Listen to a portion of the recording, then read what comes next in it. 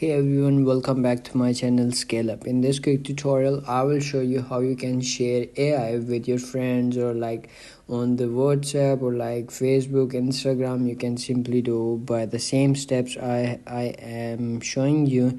Open up your Messenger app and logged into your account and go to AI, and you will see this page. When you comes in AI chat box here, you will see on the top right corner three dots.